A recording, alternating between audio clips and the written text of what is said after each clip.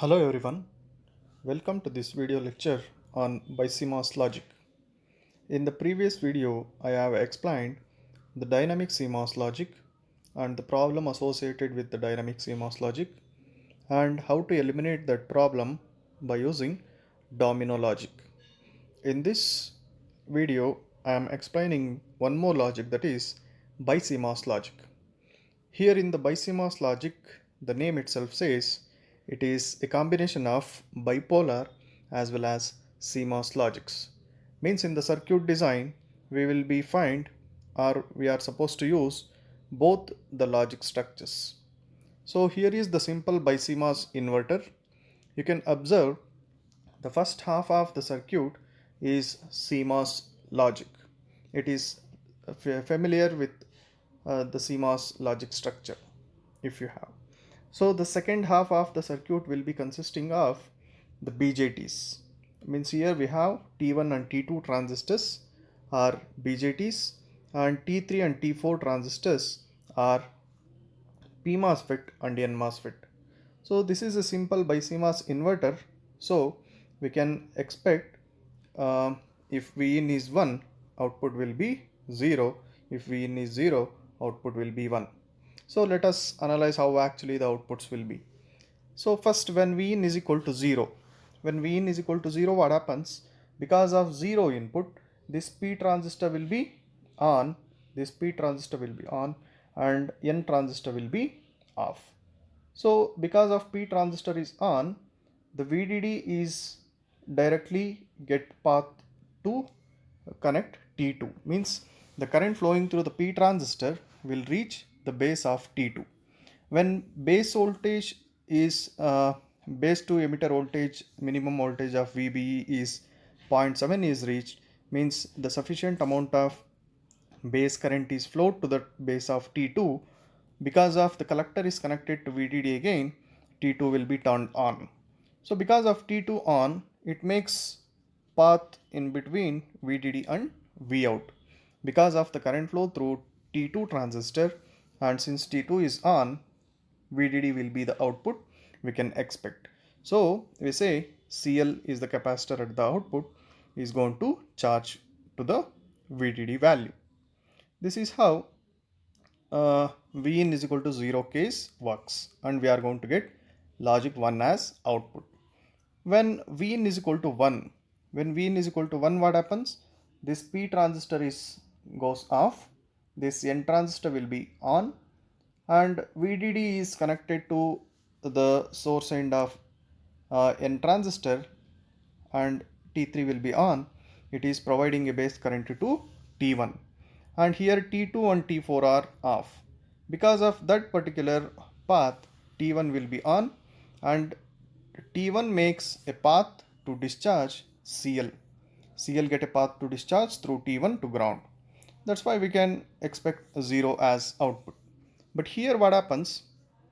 Vout is VDD minus VBE in the first case. That's why here we are going to get a maximum of 4.3 volts as output when Vin is equal to 0.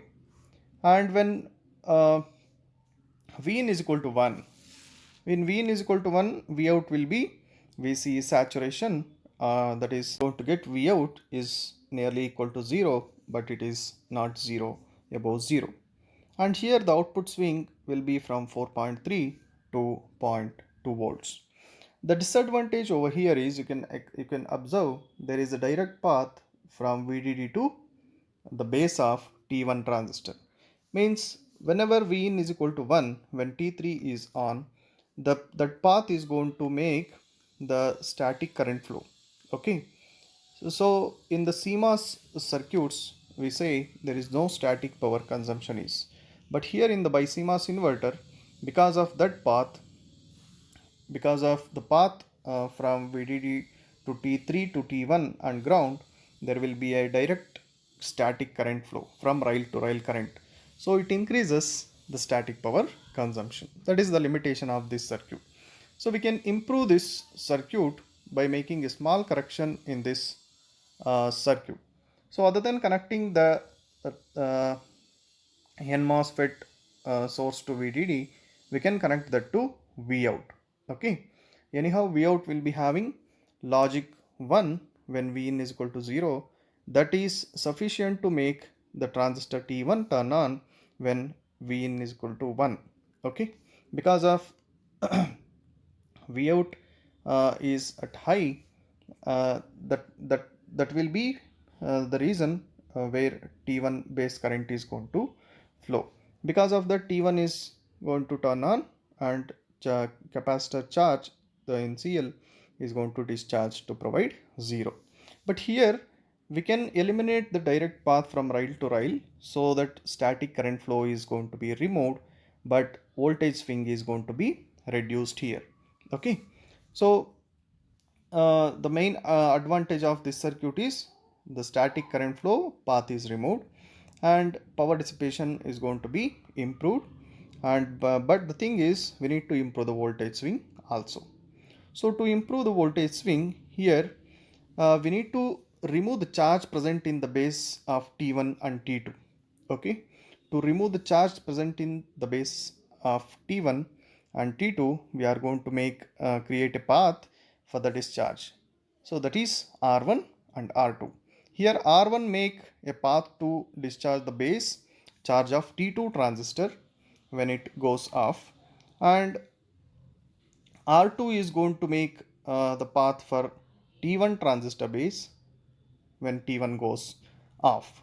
Okay, with this circuit we can improve the voltage swing, and because of resistors R1 and R2 in the silicon, if we are going to fabricate this circuit, it takes much large area, because the fabrication of resistors take a large area.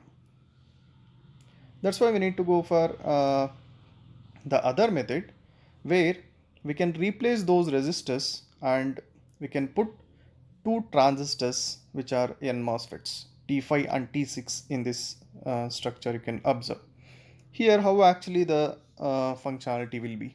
When Vin is equal to 0, T4 transistor, that is P MOSFET, is going to turn on, and because of that T1 is also turned on, and T3 is going to be turned off. Because of that T5 is also turned off. Why? Because Vin is provided to the gate of T5 also, and the output will be goes high through the uh, base current flow to the T1, and output will go high. Because of the base current flowing to the T1, this T6 transistor is also going to turn on through this path, and because of T6 transistor turn on, and since T2 is off, there will be a path now to discharge any charges present in the base of T2 transistor. Okay, that is T6 transistor making a path for T2 base charges to remove, and that is the first case. In the second case, when Vin is equal to 1, when Vin is equal to 1, T4 transistor is off, T3 is on, and it is making the transistor T5 is also turned on, and the Vout is go on T2 transistor is going to be turned on because of T5. T5 is going to provide the base current to T2, and because of T2, the capacitor at the output, that is the load capacitor, is get a path to discharge. Okay, and because of T5 is on, it connects the output node to base of T2. So this is how this circuit is going to work, and it will be having high voltage swing, and also the power dissipation will be reduced here. So by looking at this circuit, we can write any other complex circuit using this BiCMOS logic. Here what we need to do is that we need to keep this T6 transistor as it is over here with the base of T2 and the base of T1. Okay, and the extra transistor we put here because of the inverter. If it is a NAND gate or an NOR gate, here we are going to get two transistors. If it is a 2-input NAND gate and NOR gate, in place of T3 we are going to get two transistors. If it is in series, that is NAND gate. If it is in parallel, that is NOR gate. Similarly, pull-up transistors are going to be the complementary pull-up we are going to write. Okay, so in such case what happens, whatever the pull down structure is, we need to replace this T5 transistor with the pull down structure. That is the logic behind the construction of other complex circuits. Here T3 is a single transistor, that's why we have a T5 transistor here. So whatever the pull down network you are going to write in complex circuits, you need to write the same copy of the circuit in place of T5. And here the trap charges are eliminated and voltage swing is increased. So this is how the BiCMOS, simple BiCMOS inverter configuration and advantages and limitations, and the limitations of those are overcome by these three stages. Finally we have this stage, so that this will be the final BiCMOS inverter. Thank you.